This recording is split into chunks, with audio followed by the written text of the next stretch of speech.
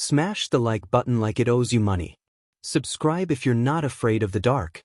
And leave a comment, because once the story starts, there's no turning back. The sirens screamed through the Colorado night as the convoy cut through the empty highway, red and blue lights tearing holes in the darkness. Armored vehicles. Federal escorts. Helicopters hovering low enough to rattle windows. Inside the lead transport van sat a man the government no longer trusted to exist among other humans. His wrists were chained. His ankles were shackled. His eyes stared forward, unblinking. The destination was carved into the mountains ahead, a concrete fortress the locals barely spoke about. ADX Florence. This was where the system sent people when ordinary prisons failed. When walls, guards, and rules weren't enough. When a name alone caused riots, murders, or nationwide fear. Officially, this transfer was routine. Unofficially, it meant the world was about to erase someone without killing them. Years earlier, the crime that led here had unfolded in chaos. A carefully planned attack. Multiple victims. No hesitation. Investigators later said it wasn't rage, it was precision. The suspect, once arrested, showed no remorse. During interrogation, he smiled at the silence, answering questions with questions, studying the detectives instead of the other way around. One agent would later say, "It felt like he was already somewhere else. Somewhere colder." The trial was swift but heavy. Evidence stacked high. Witnesses shaken. The verdict came down like a hammer. Life imprisonment. No parole. But even maximum security prisons weren't enough. Within months, reports surfaced. Coded messages passed through walls, guards manipulated, other inmates threatened without a single word spoken. Violence followed him like a shadow. That was when the order came down. ADX Florence wasn't designed for rehabilitation. It was designed for containment. A last stop. A place where influence dies. As the gates opened, the temperature seemed to drop. The prison rose out of the landscape like something unnatural, low, wide, and absolute. No towers. No drama. Just reinforced concrete, steel, and silence. Processing was clinical. No shouting. No chaos.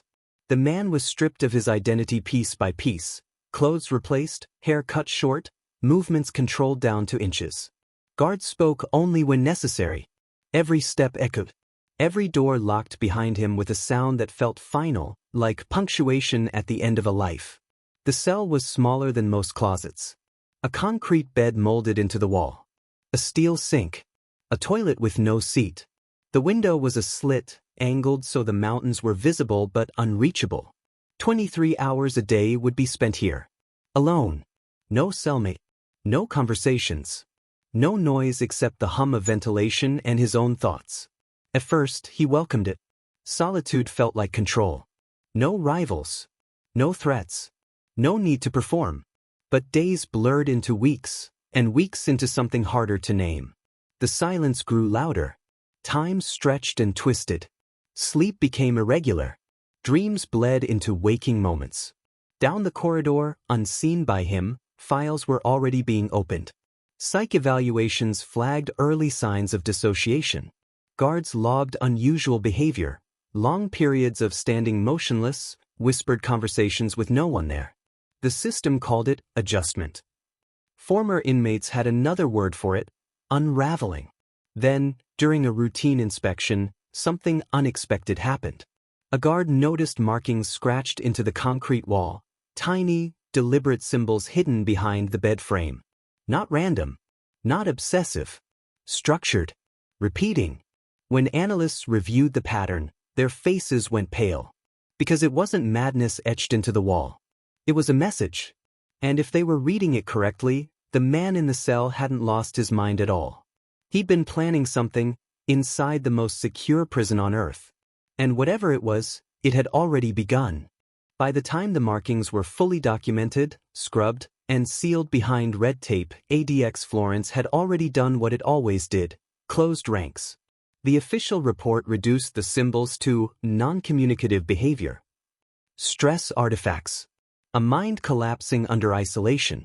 But a small group of analysts inside the bureau knew better. Patterns don't happen by accident. And this pattern was too clean, too intentional. The symbols weren't words. They were timing marks, etched not in sequence, but in intervals. The spacing told a story of patience. Someone with nothing but time had used it like a weapon. Dr. Elena Walsh was the first to say it out loud. A forensic psychologist with years of experience studying radicalization and prison cognition, she had seen breakdowns before. This wasn't one of them. "He's anchoring himself," she said quietly, sliding the photographs across the table. "This is how you preserve identity in isolation. Structure. Ritual. Control." The warden didn't like that answer. Control was supposed to belong to the prison. Security around the inmate was quietly increased. His 1 hour outside the cell was shifted to unpredictable times. Meals arrived without pattern. Guards rotated more frequently. Still, the behavior continued. No outbursts. No compliance issues. Just observation. Watching. Waiting. And then the first anomaly appeared. During a routine systems check, a technician flagged irregular data from one of the internal surveillance loops, not missing footage, but repeated frames. A fraction of a second looping itself, invisible to the naked eye. Harmless on paper. Impossible in practice. ADX Florence didn't glitch. It was built not to. The investigation expanded, still silent, still internal. No alarms. No headlines. Agents began tracing every point of human contact the inmate had: medical staff, delivery routes, maintenance crews. On paper, nothing connected. In reality, the absence of connection was the problem. Meanwhile, inside the cell, the man adapted. Former inmates would later describe this phase as the most dangerous. The point where anger fades and calculation begins. His posture changed. His sleep stabilized. Requests to staff became precise, polite, forgettable. He followed every rule. He became invisible. That's when the letters started. Not from him, but about him. Anonymous envelopes began arriving at federal offices across 3 states. No return address. No fingerprints. Inside were photocopies of old case files, details never released to the public. Names of witnesses. Dates that had been sealed. And on the final page of each envelope, the same symbol appeared. The same one etched into the concrete wall at ADX Florence. The implication was unthinkable. ADX Florence was designed to sever communication. No phones. No internet. Mail was monitored, scanned, delayed. And yet, information tied directly to one inmate was moving freely beyond the walls. The pressure intensified. Dr. Walsh pushed for a direct evaluation. When she finally sat across from him in the interview room, a thick pane of reinforced glass between them, she felt it immediately, the calm. Not peace. Precision. "You know why you're here," she said. He smiled just slightly. "Everyone thinks they know why they're here." She asked about the markings. About the isolation. About the hallucinations noted in his file.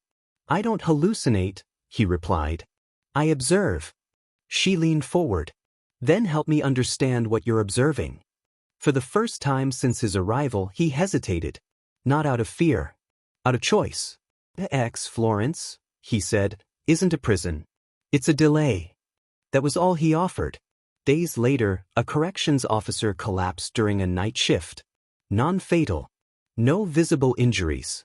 But when he regained consciousness, he couldn't explain where he'd been for 47 minutes, time missing from both his memory and the security logs. That was when the Bureau realized the truth was far worse than a breach. Someone wasn't trying to escape ADX Florence. They were proving they never needed to. And whatever final move was coming, the prison itself might not be able to stop it. By the time the Bureau admitted what was happening, it was already too late to undo it. ADX Florence was placed under a silent lockdown. Not the kind announced over loudspeakers, but the kind that ripples through systems. External communications paused. Staff movements narrowed. Internal audits ran around the clock. On paper, everything still functioned. In reality, the prison was holding its breath. The missing 47 minutes became the center of the investigation. Analysts reconstructed every camera feed, every door sensor, every biometric log. The officer hadn't gone anywhere. He hadn't accessed restricted zones. He hadn't even left his post. Yet the timestamps didn't lie. Time had vanished inside the most time-controlled building in America. Dr. Walsh revisited the interview footage. She slowed it down frame by frame. That was when she noticed it, the pause before the inmate spoke about ADX Florence being a delay. Not hesitation. Calculation. He wasn't speculating. He was describing a process already in motion. The next letter arrived 3 days later. This one didn't go to a federal office. It went to a victim's family. Inside was an apology, carefully written, emotionally precise, and devastatingly informed. It referenced moments only the killer and the victims could have known. And at the bottom of the page, beneath the signature, was a date. A future date. Panic spread through agencies that never used that word. If the letter was authentic, it meant one thing. The inmate wasn't communicating outward from ADX Florence. Someone was communicating inward for him. They traced the date. It aligned with a routine maintenance shutdown scheduled months earlier, an automated systems pause designed to test redundancy. The prison had scheduled its own blind spot. When confronted, the inmate didn't resist. He didn't deny anything. He listened. "You can stop it," the warden said through the glass, voice tight. "Tell us who's helping you." The inmate shook his head slowly. "You misunderstand," he said. "No one is helping me. I taught them." He explained it without arrogance, without drama. Years earlier, before his arrest, he had designed systems, logistical frameworks meant to exploit predictability. He had studied institutions the way others studied weapons. Prisons. Courts. Governments. ADX Florence wasn't the first place he'd mapped. It was simply the last. Isolation hadn't broken him. It had refined him. The markings on the wall weren't messages, they were memory anchors, preserving a sequence only he could reconstruct. The repeated camera frames weren't hacks, they were human errors, nudged into place by suggestion, routine, and fatigue. The officer's missing time wasn't an attack. It was a test. The date on the letter marked the moment his influence would complete its loop. The Bureau shut down the maintenance test. Locked every system manually. Pulled staff off rotation. For 72 hours, ADX Florence became a sealed tomb. No automation, no external reliance. Nothing happened. No breach. No attack. No message. Relief swept through the command center. They believed they'd won. Then, on the 4th day, news broke in another state. A man confessed to a crime eerily similar to the one that had put the inmate in ADX Florence. Same structure. Same timing. Same psychological signature. The confession included details never released. The inmate was brought back into the interview room one last time. "You didn't give the order," Dr. Walsh said quietly. "So how did it happen?" He met her eyes. "Isolation doesn't remove ideas," he said. "It protects them."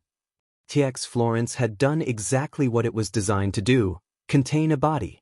It had never been designed to contain a mind. The cell door closed behind him with the same final sound it always made. Concrete. Steel. Certainty. But somewhere outside those walls, the pattern continued. And the most terrifying lesson of all settled in. Some prisons don't end crimes. They perfect them.